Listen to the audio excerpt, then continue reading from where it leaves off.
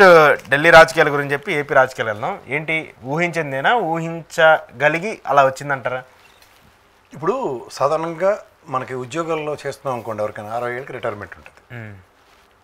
అలా రాజకీయాల్లో కొంతమంది ప్లాంటెడ్ క్రీచర్స్ అంటారు. నేను ఎప్పుడు ఓకే ఈ అరవింద్ కేజ్రీవాల్ అనే వ్యక్తి అన్నా హజారే కాంగ్రెస్కి ఎగనెస్ట్గా లోక్పాల్ బిల్లు కోసం ఉద్యమం చేసినప్పుడు మొదలైన రాజకీయ ప్రస్థానం. అప్పుడు ఎవరికి అనుమానం రాకుండా లోక్పాల్ బిల్ గురించి ఆ ముసలాయనికి సాయం చేసినట్టుగా నటిస్తూ ఈయనొకడు, నెక్స్ట్ ఆవిడ ఎవరంటే కిరణ్ బేడి గారు, ఆ రామ్దేవ్ బాబా వాళ్ళ చుట్టూ అక్కడ భజన. ఈ రామ్దేవ్ బాబా ఒకటి గురించి చెప్పక్కర్లే, ఒక్క బిల్లు ఎవడు ఒక్క జిఎస్టీ కట్టు ఏం చేస్తాడో అడిగే తెలియదు. మొత్తం ఐలాండ్లు ఆ మూలికలు ఆవులు గేదెలు పెట్టి మొత్తానికి అడ్వాన్స్ ఎత్తామి మొత్తానికి ప్రపంచాన్ని శాసించేస్తుండే ఆయన. ఈ కిరణ్ బేడి గారు చూస్తే పాండిచేరి లాంటి గవర్నమెంట్లో కాంగ్రెస్ ఎప్పుడు సుస్థిరంగా ఉంటున్న దగ్గర కాంగ్రెస్ నామరూపాలు లేకుండా చేయగలలో సక్సెస్ అయ్యారు.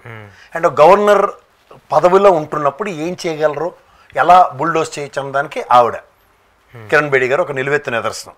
ఎందుకంటే ఆవిడ ఎప్పుడైతే బీజేపీ ఏంటి ముఖ్యమంత్రి అభ్యర్థిని నిలబెట్టినప్పుడు బీజేపీకి నున్నగా గుండుకు సున్నం రాసి కూర్చోపెట్టారు. తదనంతర పరిణామాల్లో ఆవిడని ప్రత్యక్ష రాజకీయాలు కాకుండా పరోక్ష రాజకీయాలు కేంద్రపాలిత ప్రాంతంలో ఒక గవర్నర్ ఎలా చేస్తాడు అన్న దగ్గర ఒకవేళ కాంగ్రెస్ గెలిచిన, ఇప్పుడు ఉదాహరణకు చూడండి, వాళ్ళకి కూడా కాంగ్రెస్ శీలా దీక్షిత్ ఆయనలో జరిగిన డెవలప్మెంట్ కింద కాంగ్రెస్కి అభివర్ణిస్తారు. అలాంటిది ఎప్పుడైతే కాంగ్రెస్ని ఆ విధమైన అభివర్ణన లేకుండా నామరూపాలు లేకుండా చేయడానికి, ఇప్పుడు నేను ఎప్పుడు చెప్తూ ఉంటాను, గతంలో తెలుగుదేశం ఆయనలో కూడా పవన్ కళ్యాణ్ గారి గురించి ఒక ఎగ్జాంపుల్ చెప్తూ ఉండేవాడిని. ఏది ఒక పెద్ద బండరాయిని మెడ్డాయించడానికి ఒక గుణపం, దాని కింద ఒక గులకరాయి అని. అలా కాంగ్రెస్ అనే ఓటు బ్యాంక్ని, కాంగ్రెస్ అనే పార్టీని నామరూపాలు లేకుండా చేయడానికి మీరు సాధారణంగా రాజకీయాల్లో కొంతమంది పాత్రల్ని శకుని లాంటి రోల్తో పోల్చాలి. సైంధవ రాజకీయాలు అంటారు. సైంధవుల్లో అడ్డుపడడానికి కాంగ్రెస్కి శకుని తరహా రాజకీయాలు అంటే ఇటున్నట్టుగా అటున్నట్టుగా తేడా తెలియకుండా ఎటు కాకుండా కొంప ముంచింది కాంగ్రెస్కి. హర్యానా చూసుకోండి, ఛత్తీస్గఢ్ చూసుకోండి, ఇంక్లూడింగ్ పంజాబ్ లాంటి దగ్గర ఆ సిద్ధుని ఆ కెప్టెన్ గారిని ఇద్దరిని కొట్టుకు సచ్చిలా చేసి మధ్యలో దూరి చీకటి దెబ్బకి కాంగ్రెస్ నామమాత్రం లేకుండా పోయింది. అప్పటిదాకా కెప్టెన్ గారిది సిద్ధు గారి ప్రభావం ఇప్పుడు కనబడకుండా పోయింది. సో అక్కడ మీకు ఎప్పుడైనా సరే గుజరాత్లో చూడండి, కాంగ్రెస్ అప్పటిదాకా అహ్మద్ పటేల్ చనిపోయాడు, అప్పటిదాకా ఉన్న రాజకీయ తంత్రమే మారిపోయింది కాంగ్రెస్కి. ఎప్పుడైతే ఇతను తర్వాత వీళ్ళకి ఇంకో కాంగ్రెస్కి ఉన్న దరిద్రం ఏంటంటే ఆ ముసలి జంబూకాలని ఇప్పటికీ వదలరు. ఉదాహరణకు ఆ గ్యాలెట్ గారిని వాడిని ఎన్నిసార్లు చెప్పినా సరే అది కోర్ట్ ఆపరేషన్స్. ఎప్పుడైతే రాహుల్ గాంధీ గారికి ఒక కోర్ టీం ఉంటుంది, ఉదాహరణకు మాధవరావు సింధియా కొడుకు సచిన్ పైలట్ ఇలాంటి వాళ్ళతో అతను రాజకీయ క్షేత్రంలో ఉన్నప్పుడు బతకనేవాళ్ళు ఈ ముసలోళ్ళు. ఇప్పటికీ ఆ దిగ్విజయ్ సింగ్, జయరామ్ రమేష్, ఏలినట్ శనిబేచ్ అంటారు వాళ్ళని. వాళ్ళకి ఈ జన్మ కొదలరాళ్ళు, వాళ్ళ బుర్ర ఇంకా ఎప్పుడో 1947లో గాంధీ గారితో ఉన్నప్పుడు టైం ఉన్న రాజకీయ తంత్రమే. ఇప్పుడు లేటెస్ట్ కొట్టుంటే మాడు పగిలిపోయి నరేంద్ర మోడీ, అమిత్ షాలను ఎదుర్కోవడానికి వీళ్ళ దగ్గర సామర్థ్యాలు లేవు, వీళ్ళతో స్ట్రాటజీస్ కావు. పైపేసి కాంగ్రెస్కి ఎలా తయారు చేశారంటే, ఉదాహరణకి ఇప్పుడు బీజేపీ పార్టీతో మీరు కంపేర్ చేస్తే మేము 250, 300 గెలుస్తాము, 400కి ఏం చేస్తాం, ఇలాంటి దగ్గర వీళ్ళు ఒక 100 వస్తే చాలు, లేకపోతే 150 వస్తే చాలు, కూటమి కట్టి మేము ముందుకు వెళ్తాం అన్న దైద్యానికి దిగజారు చేశారు ముసలోళ్ళు. అయినా సరే వాళ్ళు తీరుకోరు. పైపచ్చు అర్రులు చేస్తుంది కాంగ్రెస్కి కొత్త నాయకత్వం కావాలి. ఇప్పుడు తెలంగాణలో చూడండి, రేవంత్ రెడ్డి గారిని తీసుకొచ్చారు, టక్ టక్ టక్ టక్ చాప్ స్టిక్లో కొట్టుకుని వెళ్ళిపోగలిగాడు.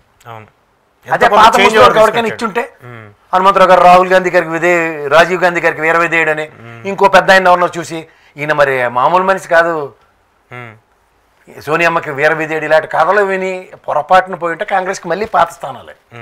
సో ఇక్కడ మీకు ఇంకోటి ఏంటంటే, ఈ కేజ్రీవాల్ అనేవాడిని అన్నా హజారే టీంలోంచి తీసుకొచ్చి బీజేపీ ఎగనెస్ట్ కాంగ్రెస్కి ప్లాన్ చేసింది. బీజేపీ చేసిందా? ఆబ్వియస్గా బీజేపీ. నేను ఇవాళ డిబేట్లో రఘురామ్ గారితో మాట్లాడుతుంటే కూడా డైరెక్ట్లీ అంటే ఆల్మోస్ట్ ఒప్పేసుకున్నాడు ఆయన. ఎందుకంటే బికాస్ 30-35% గెలుపోవటంలో అతీతంగా ఓటు బ్యాంక్ ఉండే దగ్గర ఇవాళ 10 రూపాయలు డిజిట్లకి కన్ఫైన్ అవుతుంది. 6.4 ఎంత ఉంది? 6.4. అలా ఇంకా మరి పరాకాష్ట లాస్ట్ టైం 3.6 ఎంత ఉందండి, ఇంకా పెరిగింది మాకు 3% అని. ఇంక వీళ్ళ జన్మకు మారరా అనుకున్నాను నేను. ఎందుకంటే నేను అంటుంది ఏంటంటే మొనాటమీ బ్రేక్ అవ్వాలి. ఇప్పుడు ఒక విధంగా చెప్పాలంటే ఢిల్లీ ఎలక్షన్ మీరు అత్యంత గమనించగలిగితే అక్కడ ఆంధ్రప్రదేశ్లో వైఎస్ఆర్సీపీ 2 తీసుకోండి, విద్య, వైద్య, ఆరోగ్యానికి పెద్దపేట వేయాలి. ఇది ఉదాహరణకి బీజేపీ లాంటి గొప్ప పార్టీ, బీజేపీ లాంటి గొప్ప నాయకుడైన వాజ్పేయి గారు ఇచ్చిన స్లోగన్ విద్య, వైద్య, ఆరోగ్యం తప్ప ఇంక దేనికి ఏది ఫ్రీ వర్క్లే ప్రజలకని, దాన్ని ఎక్కువగా ఎంఫసైజ్ చేసిన ఆమ్ ఆద్మీ పార్టీ కానీ అక్కడ వైఎస్ఆర్సీపీ కానీ 2 ఎలా కుదిలే చూడండి. ఒకట్లేండి, వైఎస్ఆర్సీపీతో కంపేర్ చేస్తే ఇక్కడ ఆమ్ ఆద్మీ పార్టీకి స్ట్రెంత్ కన్నా వీళ్ళకి నెత్తిక్కలు చాలా ఎక్కువ వచ్చాయి. ఆ శిశువుడి టీ షర్ట్ వేసుకొని వస్తాడండి, ఏమైనా మార్నింగ్ జాగింగ్ కార్యక్రమం అంటే రాజకీయాన్ని రాజకీయ పరంగా చేయాలి. ఒక క్యాజువల్ వేలోను వీళ్ళు పైపచ్చి ఏంటంటే జీవితాంతం లెఫ్టినెంట్ గవర్నర్లతో కొట్టుకొని చావడం అంటే వీళ్ళ దగ్గర ఏముండదు. గవర్నర్ అంటేనే తీసేసిన తహసీల్దార్తో సమానం. అంటే ఇంక పనికిరాడు బాబు రాజకీయాలు అన్నప్పుడు ఆ పార్టీ పరిరక్షించడానికి ఒక గవర్నర్ పదవి ఇస్తుంది. దానికి జస్ట్ ఇంప్రూవ్డ్ వెర్షన్ ముఖ్యమంత్రి కేంద్రపాలిత ప్రాంతాలు. ఎందుకంటే చేతిలో ఏ డిస్కషన్స్ ఉండవు. పైపచ్చి కేంద్రంతో సత్సంబంధాలు లేకపోతే వీళ్ళు పని అవ్వదు.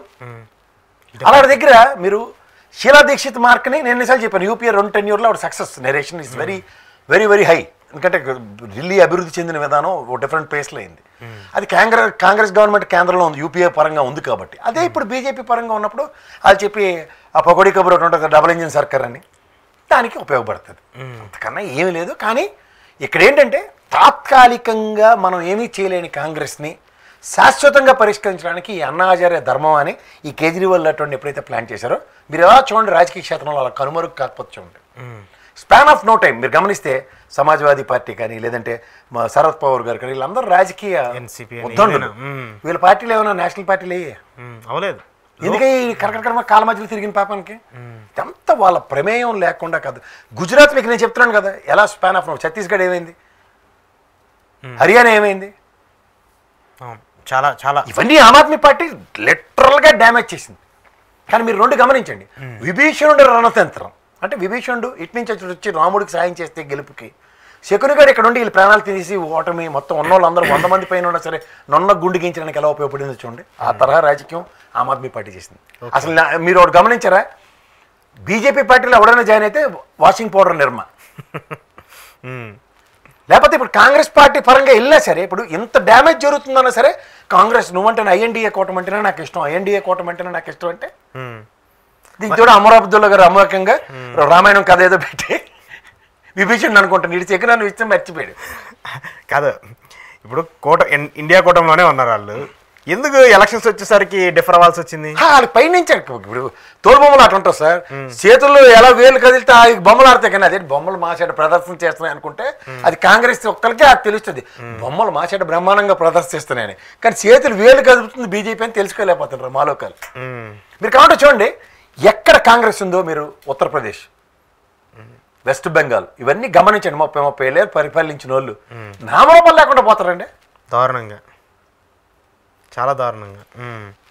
ఇక టీఆర్ఎస్ చూడండి ఎవడు దగ్గరకు వస్తాడు కలకల్లాడుతున్న వాళ్ళందరికీ కాళ్ళ మధ్యలో దూరుతాడు, ఎత్తిపోతల పథకమే. లేకపోతే బీఆర్ఎస్ పార్టీకి సున్నారాడు పెట్టి బీజేపీకి స్థానాలు గెలవేటండి ఎంపీ ఎలక్షన్లో.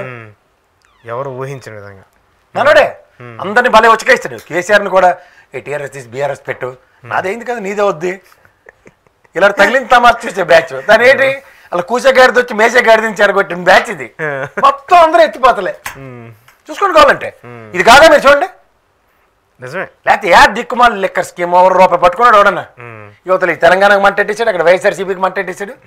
అది ఎవడన్నా ఉన్నాడు అక్కడ ఒవ్వళ్ళు ఎవడ మట్టుకాడు గోపేటలో ఇంకోటి విజయసాయి రెడ్డితో సైతం పాదరసాల్లో జారుకుని దొబ్బేశారు ఎక్కడ కంచూపు మేరలా కనబడుకోండి. ఏంటిది ఈ ఎలక్షన్ ఈ సర్కిల్ అందరూ ఎందుకు ఎత్తిపోతల పథకాలు?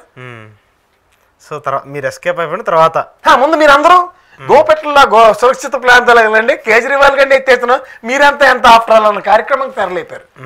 లేదంటే అరెస్ట్ అట ఎవడో అంతలకంతల మాగాడు ఎవడో తెలియనోడు ఎప్పుడూ రేపెట్టా అనగానే ఇక్కడ కవితని అరెస్ట్ చేసేదాకా వాళ్ళకి మిషన్ ఇంపాసిబుల్ అవ్వలేదు. మేము కవితనే కేజ్రీవాల్ సిసోడియా టీ షర్ట్ సిసోడియా కానీ కూడా లోపల కూర్చోబెట్టారు, కాలు జాపుకొని కాలు పీసుకొని కాలు పట్టుకుంటే ఏమైంది? ఇందాక లెఫ్టినెంట్ గా ఉన్నాను ఆదేశాలు ఇచ్చింది, ఒక్క కాగితం కూడా బయటకు వెళ్ళకూడదు. ఏడు చేస్తారా కాగిత పర్వాలు చేసుకుని తిరగాలి. ఈ పాట ఉన్న వాళ్ళకి అందరికీ ఇంటెలిజెన్స్ ఆంధ్రప్రదేశ్లో ఉన్న వాళ్ళు ఉంటారు. వాళ్ళకి కేజ్రీవాల్కి నాకు ఎప్పుడో మరతెట్టేశారని విషయం ఎప్పుడో తెలుసు. ఏట్లేని దానికి అన్నాలు జైల్లో పెట్టారండి. ఆ లెక్కర్ స్కామ్లో ఏమైనా రూపాయి డబ్బులు పట్టుకున్నారు ఎక్కడైనా, ఈడీ కానీ లేదా ఫెమా ఫెరా యాక్ట్లు కానీ లేదంటే సిబిఐ కానీ ఎవడన్నా పట్టుకున్నాడా? కానీ వాళ్ళు అనుకున్నారు అంతే లాప్ డేసేలేండి అని టైపొచ్చు. కేజ్రీవాల్కి నెత్తిక్కోవాలి అన్నానికి పైకి మఫ్లరు గరీబోల్లాగా బెకారోల్లాగా తిరుక్కుని వాళ్ళు జూలంగా షర్ట్లు ఇక్కడ నైటీలో తెలియదు షర్ట్లో తెలియదు అలా వేసుకొని తిరిగి ఎవడైనా సరే 40-45 కోట్లు బిల్డింగ్ కట్టేశాడు కళ్ళ ముందు. అసలే మామూలుగానే మొన్న వచ్చి అమిత్ షా గారు ఏడొచ్చే బిల్డింగ్ లేటే అని అడుగుతున్నారు అనే విషయమే చర్చనీయాంశాలు. అలాంటి దాకా సీసమాలని కలకల్లాడుతూ కట్టి ఊరుకుంటారు.